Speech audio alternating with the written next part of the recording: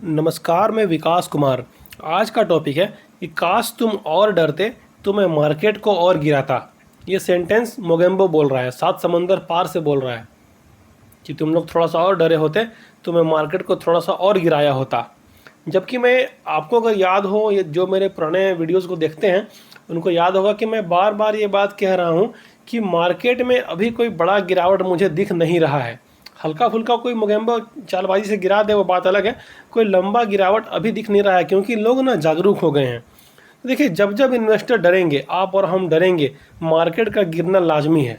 Market गिरेगा। यदि आप और हम डरना बंद कर दें तो मार्केट उसी दिन से कभी नहीं गिरेगा, मार्केट स्टेबल हो जाएगा, कभी नहीं गिरेगा।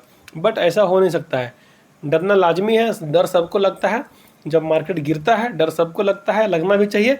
तो जब जब आप डरोगे मार्केट गिरेगा, ये स्वाभाविक सी बात है, ये ऐसे ही चलते रहेगा। और जब जब मार्केट गिरेगा तब तब रिकवरी भी करेगा। बहुत से लोगों को ये लगता है कि मार्केट अब यहाँ से ख़त्म हो जाएगा, जीरो हो जाएगा, सेंसेक्स का कहानी ख़त्म हो जाएगा, मेरे म्यूचुअल फंड्स के सारे पोर्टफोलियोज जीरो हो जाएंगे। ये गलत है भाई, ये कभी नहीं होगा। हाँ, ऊपर नीचे होगा, अप डाउन होगा, लेकिन जाना सबको ऊपर ही है। मार्केट हो या आदमी हो, जाना सबको ऊपर ही है। ठीक है, अब मैं एक रिकॉर्ड दिखाता हूँ, पिछला रिकॉर्ड, कि मोगेम्बो कब कब ऐसा किया है, कब कब वो अपने चालबाजी से मार्केट को गिराया है और अभी कितना गिराया, सब मैं बात करूँगा। अभी करंट में जो सिचुएशन है, गिर गया गिर गया गिर गया, कितना गिर गया भाई, वो सब कुछ मैं इस वीडियो में बताऊंगा। आप लोग इस वीडियो में बने रहिए, काफ़ी ध्यान से देखिए, एंड तक देखिए, आपको समझ में आएगी सारी बातें। सबसे पहले हम चलते हैं साल 1992-93 में। ठीक है, आज से करीब करीब 30-32 साल पहले चलते हैं।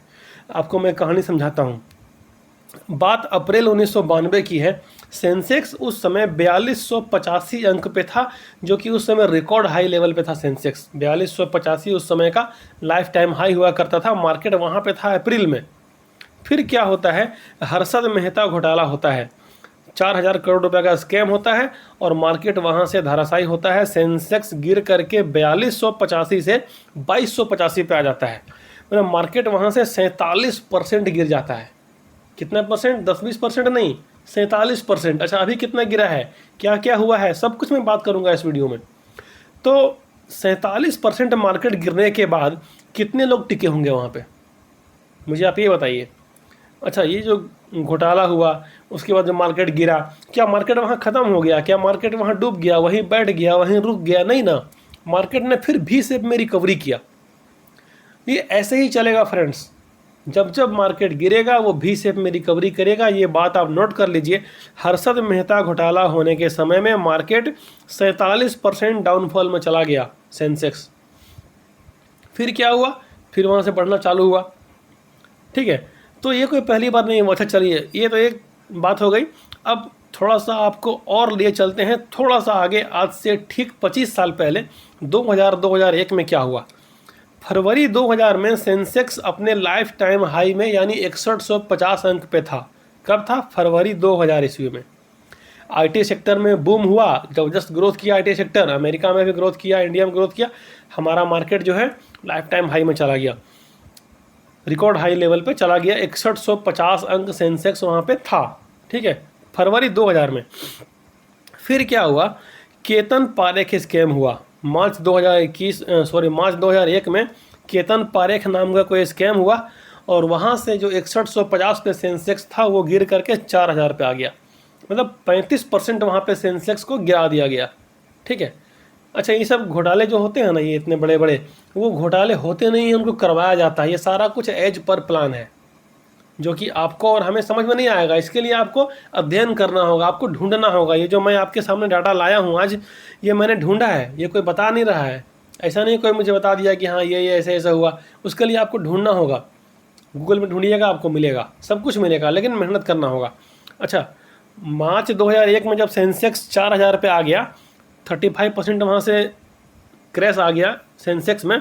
उसके बाद फिर क्या हुआ, सितंबर 2001 में, मतलब मार्च के बाद करीब करीब 5-6-7 महीने में वो और गिर गया मार्केट। 2800 पे आ गया सेंसेक्स। मतलब जो सेंसेक्स 2000 ईस्वी में 6100 पे था, वो फरवरी 2000 में, वो सेंसेक्स सितंबर 2001 में, मतलब करीब करीब 18 महीने के बाद 6150 से वो 2800 पे आ गया। 55% मार्केट गिर गया भाई। अभी जो हाई तौबा मचा रखा हो ना आप लोगों ने, कितना गिरा है वो सब मैं बताऊंगा। वहाँ पे क्या हुआ, 55% मार्केट गिरा दिया, गिरा नहीं गिरा दिया गया। कितने लोग टिके होंगे? आपका 10 लाख का इन्वेस्टिंग यदि 5 लाख बच जाए, कितने लोग टिके होंगे? क्या आप टिकिएगा? कभी नहीं टिकिएगा। आपको लगेगा भाई FD RD मेरा ज़्यादा अच्छा था, सेफर में खेलते तो अच्छा रहता। लेकिन FD RD में जो लोग लगाएंगे पैसा वो वहीं पर रह गए होंगे। और आज जो वहाँ पे सेंसेक्स 3300 पे आ गया था, फिर वहाँ से दौड़ा दौड़ा और दौड़ता रहा। लाइफ टाइम हाई 86,000 पे गया था, आप सबको पता है। ठीक है, 18 मंथ में 55% सेंसेक्स गिर गया था। अभी क्या हुआ है करंट में, 7-8 महीने की यदि बात करें तो 15% के अराउंड में गिरा है। सारा डाटा मैं निकाल के लाया हूँ, आगे आपको बताता हूँ, इस वीडियो में बने रहिए। सितंबर 2001 में फिर आतंकी हमला हुआ, वैश्विक मंदी आई, मार्केट धराशायी हो गया, पूरी तरह क्रैश कर गया। बट जो लोग टिके रहे आज वो माला माल हैं, और जो लोग निकल गए वो निकल गए। आज भी शेयर बाजार में गालियाँ देते हैं, लोगों को गुमराह करते हैं कि ये तो फालतू है, बकवास है, जुआ है, वगैरह वगैरह जो भी। अब आगे चलते हैं, 2008 की अब बात करते हैं। 2008 में क्या हुआ ये तो मैंने दिखाया आपको, 1992, 93, 2000, 2001। अब 2008 में क्या हुआ था? 2008 में सेंसेक्स का जो ओपनिंग था ना वो 20,325 पे था। बट 2008 में फिर क्लोजिंग जो हुआ उसका वो 9647 पे आया। मतलब सेंसेक्स वहाँ से करीब 10,500 अंक गिर गया 2008 में ही। मतलब 52% सेंसेक्स वहाँ से गिर जाता है। एक ही साल में ओपनिंग था 20,325, क्लोजिंग हो गया 9647, मतलब 10,500 अंक सेंसेक्स गिर जाता है 2008 में। 52%। कितने लोग टिके होंगे?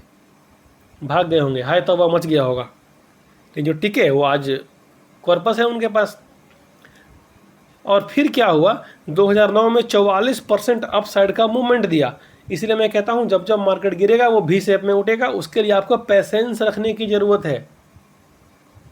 1.5 साल तक हुआ है, 2 साल तक हुआ है कि मार्केट उठा ही नहीं, गिरता रहा गिरता रहा गिरता रहा, बट जब उठा तो भी शेप में उठा। ठीक है, 44% का अपसाइड मूवमेंट दिया 2009 में। 8 में गिरा 52%, फिर 44% उठ गया, कोई बात नहीं। अब बात करते हैं करेंट हालत की। अभी की जो करेंट स्थिति है, जो पूरे यूट्यूब में, पूरे भारतवर्ष में जो हाय तौबा मचा रखे हैं लोगों ने कि मार्केट तो गिर गया, धराशायी हो गया, मोदी जी इकोनॉमी को ले डूबेंगे, यहाँ से इकोनॉमी सारा ख़त्म हो जाएगा, वगैरह वगैरह जो भी चीज़ें हैं वो आज मैं एक्सप्लेन करूँगा, बढ़िया से समझाऊँगा आपको कि कितना क्या हुआ है। सितंबर 2024 की बात करें, जो सेंसेक्स का लाइफ टाइम हाई है वो करीब करीब 86,000 है। 85,978 तक सेंसेक्स गया था लास्ट सितंबर 2024 में। अच्छा, अभी करंट की बात करें मार्च 2025 में, तो 86,000 से गिर करके 72,600 तक करीब करीब आया था। मार्च के महीने में वो आया था 72,600 पे। ठीक है, कितना अंक गिरा? 13,400 अंक। कितना परसेंट गिरा? मात्र 16%। इस 16% की गिरावट में जो हाय तौबा मचा रहे हो, ये लोग सिर्फ वैसे लोग हैं जो मार्केट को 2-3 सालों से देख रहे हैं। जब मार्केट बढ़ रहा था, पैसा बढ़ रहा था, उनको अच्छा लग रहा था, क्रैश थोड़ा सा हुआ, करेक्शन मार्केट में आया तो वो डर गए, अकबकाने लगे। मैं नहीं अकबकाया, मेरा भी पोर्टफोलियो से पैसा साफ हुआ, लेकिन मैं नहीं अकबकाया क्योंकि मैं जानता हूँ, मैं प्रीवियस रिकॉर्ड को देखा हूँ, ये कोई पहली बार नहीं हो रहा है। ये सब एज पर प्लान है। मोगेम्बो 7 समंदर पार से बैठ के ये सब खेल खेल रहा है, और जो नहीं जानते हैं उनको डरना है। भाई मैं जानता हूँ, इसलिए मुझे डरने की ज़रूरत नहीं है और ना ही मैं डरूंगा, क्योंकि मैं जानता हूँ कि पोर्टफोलियो कभी जीरो नहीं होगा। 16% डाउन हुआ है भाई, दिखाया मैंने आपको 52%, 44% तक डाउन हो गया था। तो वहाँ पे जो लोग डरे वो तो गए, जो नहीं डरे वो कॉर्पस बना के बैठे हैं आज भी। और अभी 16% में ही आप लोग जो है सो गिर गया गिर गया गिर गया, जीरो हो जाएगा, भुला जाएगा, हेरा जाएगा, डूब जाएगा, ये कर रहे हो। भाई एक बात याद रखो कि मार्केट जब भी गिरेगा वो भी शेप में रिकवरी करेगा। ये कोई पहली बार गिरने गिराने का जो काम है वो पहली बार नहीं हो रहा है, ऐसा पहले भी हो चुका है, आगे भी होगा। यदि आपको मार्केट में रहना है तो आप तैयार रहिए कि आगे भी ऐसा होगा। यदि आपके पास इतना पेशेंस है कि 10-20% मार्केट आगे पीछे हो तभी आप मार्केट में रहिए, वरना आप निकल जाइए और जाके FD RD में पैसे को लगाइए। मैं हमेशा कहता आया हूँ जिसका 5 साल या ऊपर का समय है वैसे लोग ही म्यूचुअल फंड या स्टॉक मार्केट में रहिए। 10-20% मोगेम्बो हमेशा चाल चलेगा, इसके लिए आपको रेडी रहना है। मैंने पहले भी कहा है कि 20% के लिए हमेशा रेडी रहो। 20% मार्केट कभी भी गिरा सकता है। तो बड़ा गिरावट उस टाइप का 40% 50% मुझे नहीं दिखता कि आगे ऐसा कोई गिरावट होने वाला है। हो जाए अलग बात है, लेकिन मुझे दिखता नहीं है। 10-20% तो भाई ये मोगेम्बो के हाथ में है, उतना तो करेगा वो। 100 रुपये का सामान 80 रुपये में करेगा। आपको बेचना है तो बेचिए, मोगेम्बो बैठा है खरीदने के लिए। समझने वाली बात ये है, मैं हर वीडियो में कह रहा हूँ कि आखिर आपके माल को गिरावट में कौन खरीद रहा है। सेबी को एक रूल लाना चाहिए कि कौन खरीद रहा है, कौन बेच रहा है, उसका एक नाम वहाँ पे आना चाहिए कि भाई मैंने बेचा 10 शेयर 20 शेयर या म्यूचुअल फंड अपना बेचा, यूनिट्स को बेचा।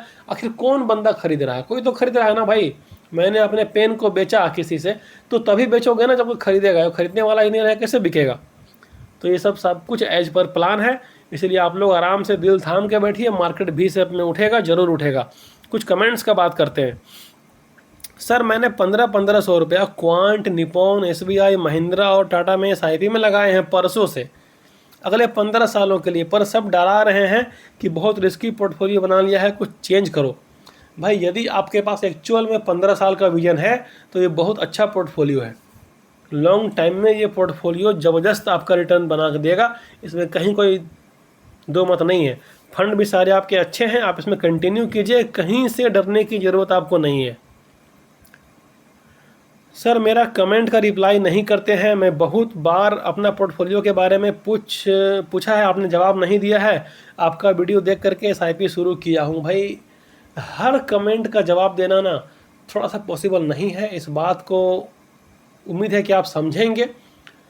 आप नेक्स्ट टाइम अपना पोर्टफोलियो भेजिए, मैं ज़रूर आपका रिप्लाई करूँगा। और ऐसा कोई बात नहीं है कि मैं नहीं करता हूँ, मैं कोशिश करता हूँ, बट फिर भी हर एक कमेंट का जवाब देना करीब करीब असंभव सा है भाई। इस बात के लिए मैं आपसे क्षमा चाहता हूँ, बट आगे भेजिए पोर्टफोलियो, मैं ज़रूर आपका रिप्लाई करूँगा। Motilal Oswal, micro cap 250 index का फंड कैसा है, प्लीज़ सजेस्ट। बढ़िया फंड है, यदि आपके पास 4-5 साल या ऊपर का समय है तो ये फंड अच्छा है। 1-2 साल का यदि आपके पास विजन है तो इस फंड में मत आइएगा, लंबा विजन है तो बढ़िया फंड है। सर ऐप्स द्वारा अलग अलग 3-4 फंड में SIP करते हैं तो फोलियो नंबर भी अलग अलग रहता है, एक ही फोलियो नंबर ना रहेगा? नहीं भाई, कभी नहीं रहेगा। आपका बैंक ऑफ इंडिया में अकाउंट नंबर अलग है, SBI का अकाउंट नंबर अलग है, HDFC का अलग है, ICICI का अलग है। सभी बैंक में आप अकाउंट अपना अपना खुलवाते हो तो क्या सभी अकाउंट एक ही रहता है क्या? सेम आधार से खुल रहा है, सेम वोटर ID से खुल रहा है, तो एक ही होना चाहिए ना? नहीं भाई, अलग अलग होगा, क्योंकि सारे बैंक का अपना अलग अलग कहानी है। SBI का जो अकाउंट नंबर होता है वो 10-11 डिजिट का होता है, HDFC का लंबा होता है, ICICI का लंबा होता है। तो जितने भी तरह के आप अलग अलग कंपनी में SIPs करते हो, उसमें पोर्टफोलियो नंबर, जो फोलियो नंबर है वो अलग अलग ही रहेगा भाई, एक नहीं हो सकता है। हाँ, SBI का यदि आपके पास मान लिया कि SBI का स्मॉल कैप है और फिर आपने SBI का मिड कैप भी लिया तो फोलियो नंबर सेम रहेगा। बट SBI को छोड़कर यदि आप HDFC में लेते हैं, निपॉन में लेते हैं, क्वांट में लेते हैं, तो फोलियो नंबर अलग रहेगा। ये स्वाभाविक सा बात है, क्योंकि हर कंपनी का एक अपना अपना अलग अलग सीरीज होता है, उसी के हिसाब से मिलता है। इसमें कोई दिक्कत वाली बात नहीं है, घबराने की कोई बात नहीं है, सारा अलग अलग होगा, ये लाजमी चीज़ है। म्यूचुअल फंड SIP के बारे में और कुछ जानना है तो आप मुझे इस नंबर पर व्हाट्सअप कर सकते हैं। यदि आपको ये वीडियो पसंद आए तो प्लीज़ वीडियो को शेयर करें, लाइक करें, मेरे चैनल को सब्सक्राइब करें। मिलते हैं आपसे अगले वीडियो में, तब तक के लिए बाय और जय हिंद दोस्तों।